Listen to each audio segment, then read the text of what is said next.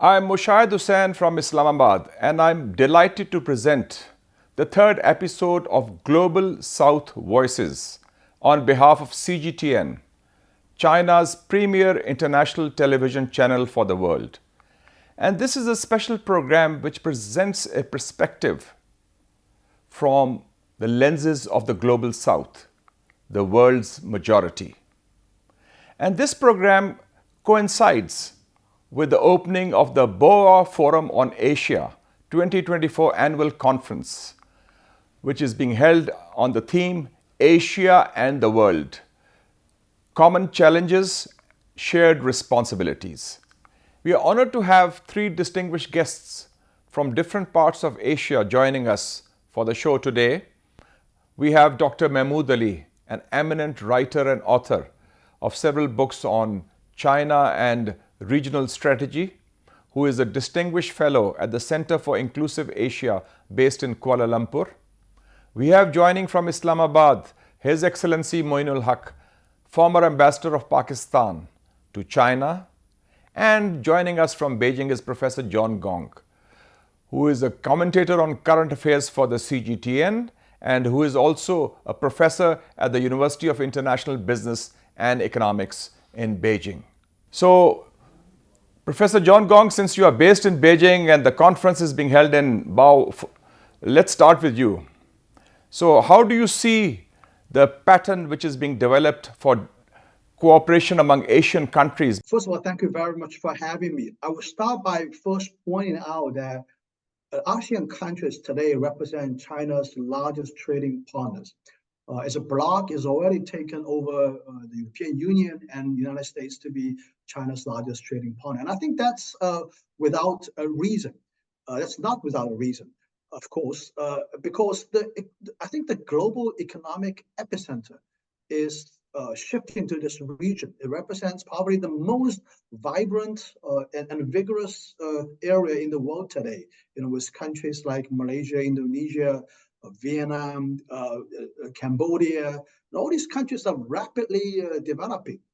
Their growth rates, GDP growth rates, among the tops of the world right now. And without no doubt about it. I mean, that's the reason why Chinese companies are heavily invested in this area.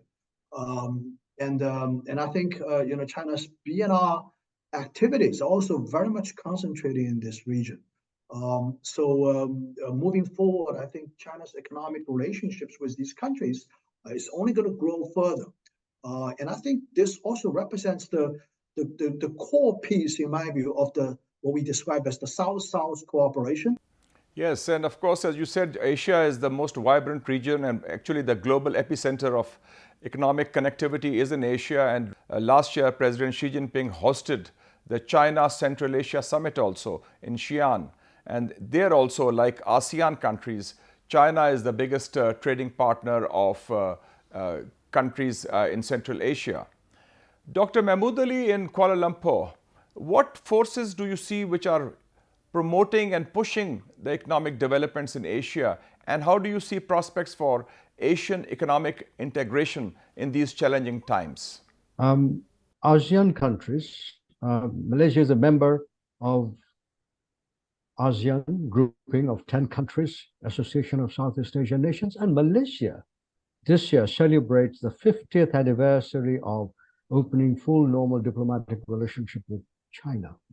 I would also add that Malaysia's Prime Minister, Mr. Anwar Ibrahim, was recently in Australia participating in an Australia-ASEAN summit, at which, in answer to a question, he pointed out that Malaysia, unlike many other countries, from where the questioner came, which is essentially the Western country, Malaysia does not view China as a threat. The perspective is so very different. I believe that countries in this region, ASEAN region, and wider Asia, have had diverse historical experiences with encounters with many Western countries who were imperial colonial powers, extractive and exploitative, sometimes brutal and ruthless, And they've also had encounters with China historically, civilizationally, commercially, culturally, and politically. And the ranges of experience are so different. Now, these countries find themselves drawn to a model of economic development which is peaceful, as the Chinese say, win-win, which is mutually beneficial and equal, mutually respectful. That is the model various Asian countries are attracted to. And that is why, although we see a lot of Western sanctions and tariffs being imposed on China, Asian countries see things very differently indeed. So you can already see a divergence between how Asian countries approach China and other countries from the global north approach China. I think that's very important, the divergence in perspectives about China. When it comes from the global south, there's a different view.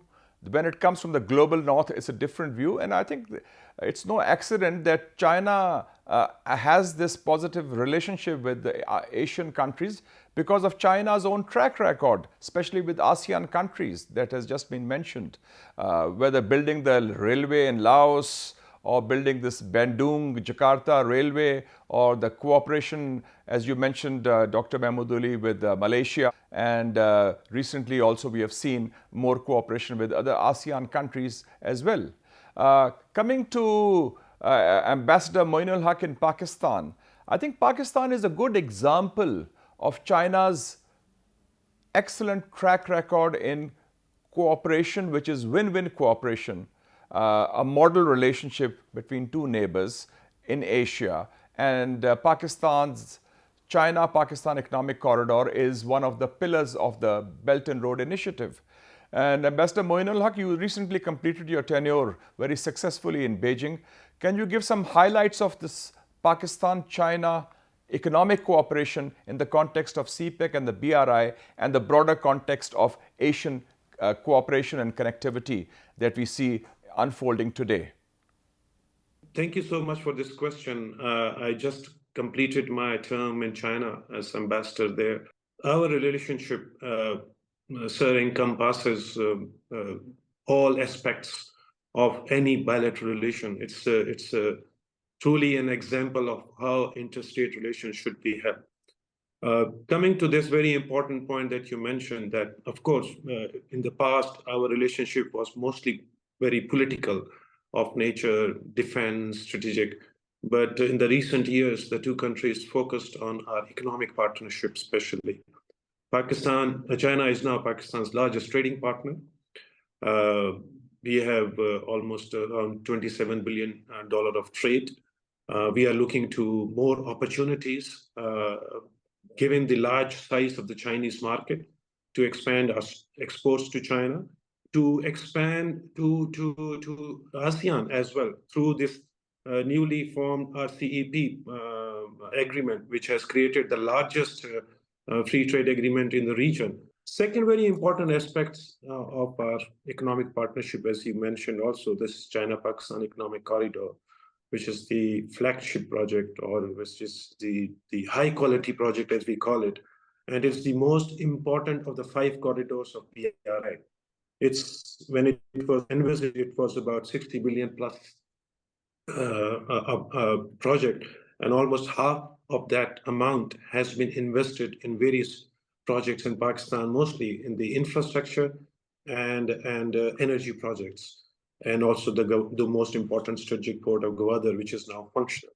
Now, as we move forward into the second phase, CPEC 2.0, which is very important, because it's about industrialization. It is about agriculture modernization. It is about IT, technology cooperation.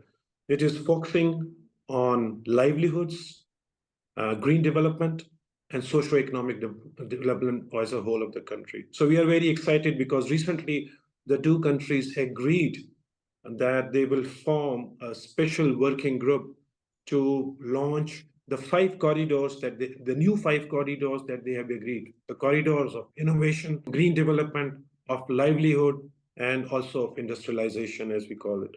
So we hope that this coming few years of CPEC 2.0 will usher a new era of prosperity in Pakistan, as well as in a broader region in terms of connectivity and economic integration. Just to reinforce what Ambassador Moin said, for the benefit of our viewers, that how successful this cooperation between two Asian countries, two Asian neighbors has been. In the last 10 years of the BRI, through the China-Pakistan Economic Corridor, CPEC, China has invested over $26 billion in Pakistan, generating over 250,000 jobs, and which has led to 28,000 Pakistani students currently studying in China and generating 8,000 megawatts of electricity, almost 600 kilometers of roads and highways being built. So you can see that this has become, for Pakistan, one of the most important countries in Asia, the collaboration and cooperation in economic field with China as a guarantor for a better tomorrow for its people. Coming now to Professor John Gong, where we see China and Asian countries moving forward. Asia is on a roll, moving forward, as you say, with a lot of vibrance and with a lot of dynamism as the driving force of the global economy. But we also see perhaps some other elements at play, and especially I want now to focus on the role of the United States in the Asia Pacific. And what is, in your view, the role that the United States is playing in this region? And is it a plus for regional security, regional stability and development, or is it detrimental to the broader trend which we see in Asia that is being unfolded through this economic cooperation and connectivity? First of all, China's cooperation doesn't have any political attachment, political agenda attached, strings attached. First of all, China is not interested in competing with the Western world, particularly Washington, on ideology. We don't want to influence other countries in terms of exporting our ideology or exporting our economic or political development model. That's the first thing. Second thing, China typically doesn't, is not interested in play this kind of a geopolitical game. I think, China's presence in the Middle East or even in the ASEAN countries is a case in point. We are not trying to compete with Washington on these geopolitical agendas. We don't insist, the BRI projects do not insist on achieving some kind of a geopolitical goal at all. It's purely based on bilateral negotiation for pursuing mutual economic interests, commercial interests. The idea that somehow China is seeking sphere of influence, as sometimes they call it in international relations, it's total nonsense. Chinese projects, we have projects in countries that are being sanctioned by Washington. We also have projects in countries that are close allies of Washington. Saudi Arabia is a very good point. It's a very good example. The third thing I want to point out is that China's cooperation with the third world countries, the developing countries, is really about mutually developing. I think the BRI projects lays very much emphasis on creating local jobs, for example, emphasis on industrialization opportunities, and specifically setting up manufacturing operations in these countries. It's not just a one-way exploitation, and sometimes it's an excuse by the West that is being made an analogy to the colonial era, particularly I think in this case in Africa. We're truly genuinely, looking at opportunities from a mutual perspective, from mutual economic interest perspective.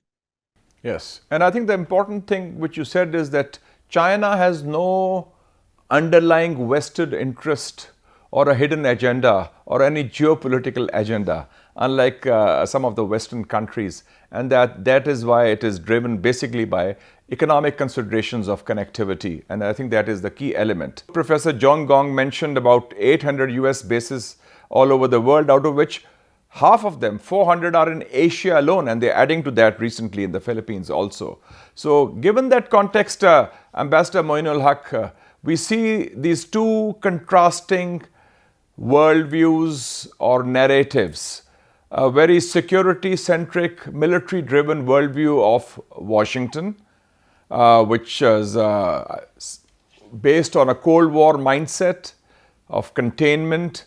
And then from the China side, there is basically the Belt and Road Initiative and other economic initiatives based on cooperation, connectivity, and moving forward together. So how do you view that Asian countries can meet these challenges that are emerging in the context of what we have just discussed? Ambassador Moin Haque. And I think these, seeing from Pakistan, which is a very close friend of China and which has a long history of very cooperative and friendly relationship with China, I think that this is these untruths which are now being generated and accepted worldwide are due to an ecosystem which are comprised of the best intelligence agencies in the world and best newspapers. And in our region, I think it is, and sir, I'm reminded of 1971 when Pakistan played a role of bringing China and the United States together through the very famous Henry Kissinger visit through Pakistan to China and the establishment of the diplomatic relations, the signing of the joint communiques, which for the last 50 years provided a blueprint for the two countries to come together, and which I think was good news for the entire world, the two major powers cooperating in every field. It's very sad that recently we have seen a shift in Washington, seeing China as a threat. Ironically, if you look at the history, I was reading a book by Singapore Foreign Minister Kishore Mehbubani that has China One, where he mentioned that from year 1 to year 1840, China along with India have been the two predominant powers. It is only in the last 200 years that the West has now dominated the international scene, which to him and to me also is an aberration. So China is emerging or rising to set that historical record. The rejuvenation of the Chinese nation is taking place. So we in Asia, I think, as mentioned by Professor Gong also in the beginning, that in China has the largest trading partner is ASEAN. In the ASEAN countries don't want to see it in black and white. It's not a zero-sum game. We want to have cooperative, friendly relationship with all the major powers. I think United States is in a position to see that their policies in the region are dividing the nations, are polarizing the nations. The Quad or AUKUS, these are all precepts of the Cold War mentality. And they need to move forward and co-opt with China. I think Chinese leaders have always said that the world is a big place for the two powers to coexist peacefully. I think the United States and Washington and the American leaders need to heed to the voices, these voices, and co-opt China in a very peaceful relationship, which is a win-win for all of us. I'm glad, Ambassador Moin Haque, that you reminded us of two very important historical contexts. Number one, that Pakistan played the role of a bridge between Washington and Beijing in July 1971, when President Nixon of the US asked Pakistan to use its good offices for rapprochement with China. And we hosted Dr. Henry Kissinger, who flew in a secret plane on 8th of July 1971 from Islamabad on the PIA, Pakistan International Airlines flight to Beijing, which changed the course of, I think, global geopolitics in the 20th century, and which was a plus for peace, security, and stability. The Chinese-American relationship has been very positive for the global order. And we hope that perhaps a better sense will prevail in Washington. And the second point that you made about China's contribution to the global GDP, you're right. Coming to you, Professor John Gong, Given this context of challenges that we face, what are the specific initiatives that can be taken by Asian countries to reinforce this camaraderie, this cooperation, this connectivity among Asian countries? And what are the opportunities that exist in this regard, in your view? Professor John Gong.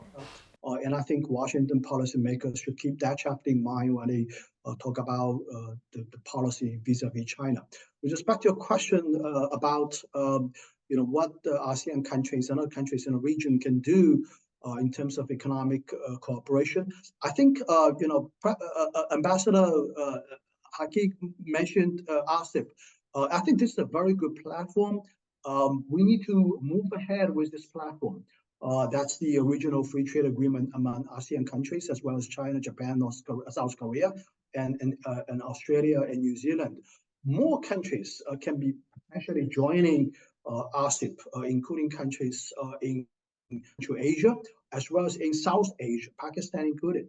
And also RCEP needs to move to the next level. I think negotiations have already started about an RCEP 2.0 version.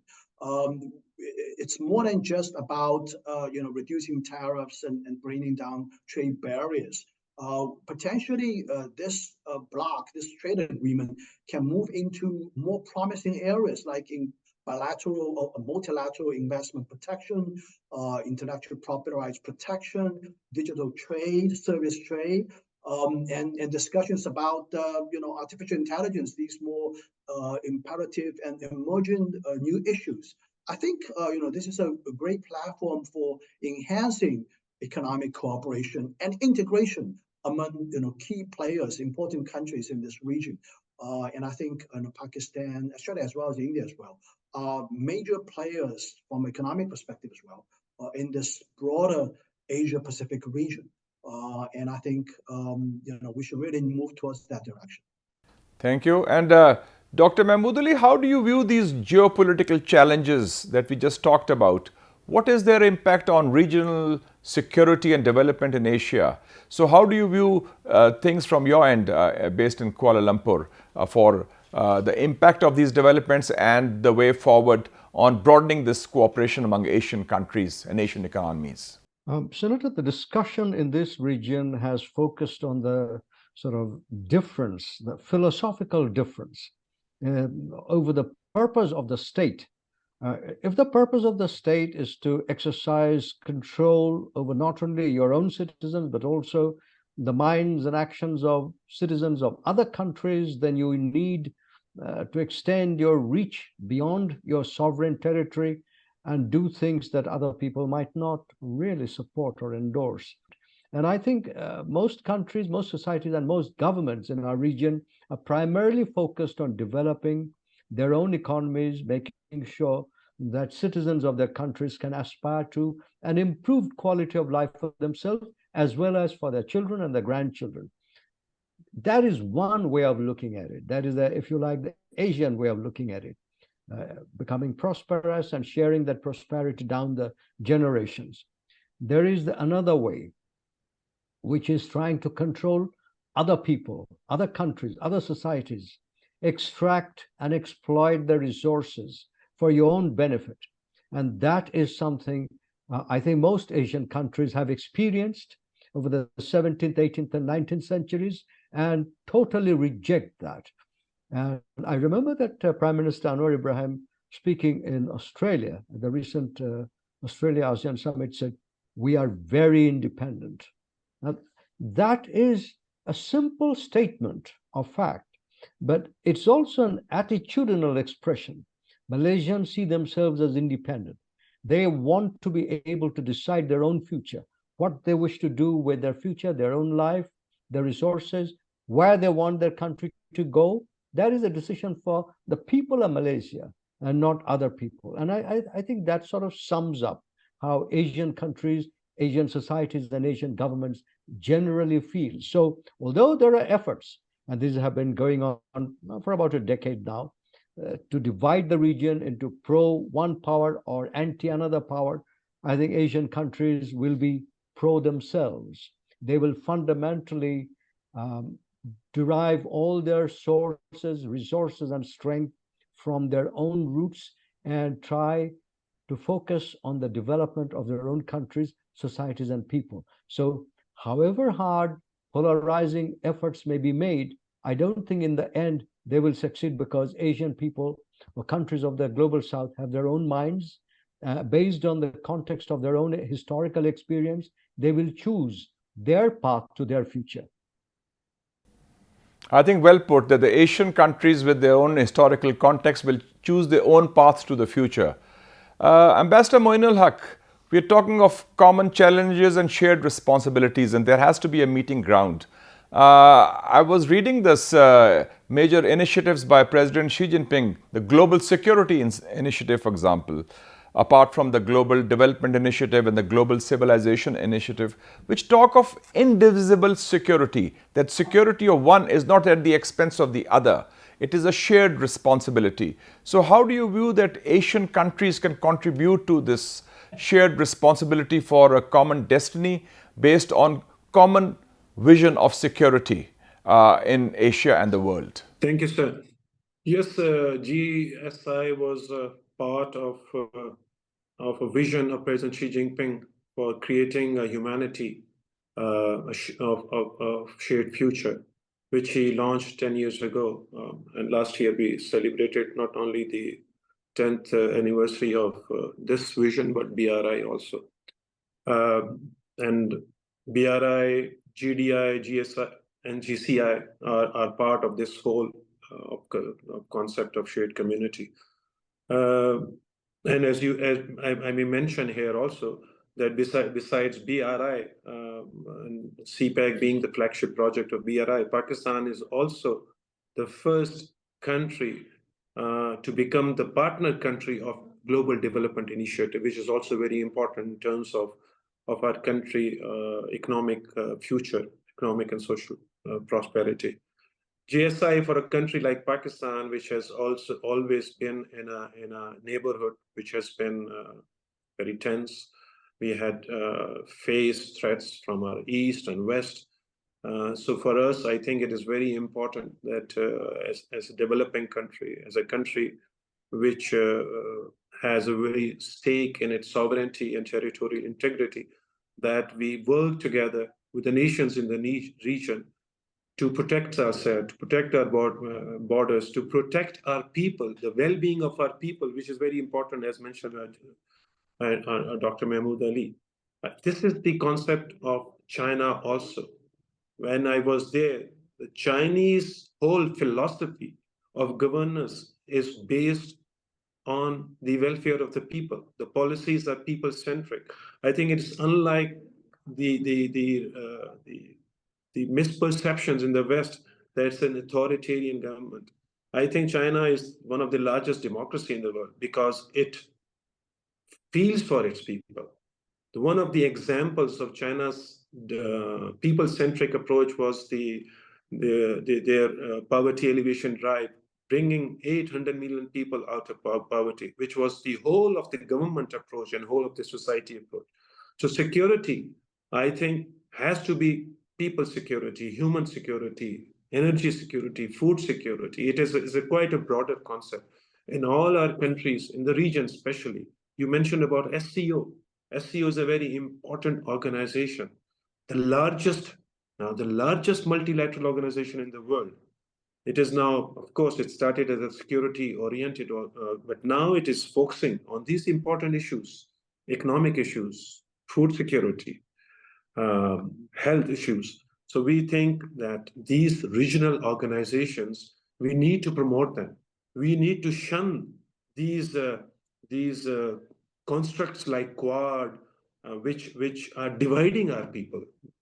So we need to strengthen these multilateral organizations like ASEAN, like SCO, so to face these common challenges that we have. I think the Boao Forum has a very important theme this year, to look for these common challenges, to address them for our shared prosperity.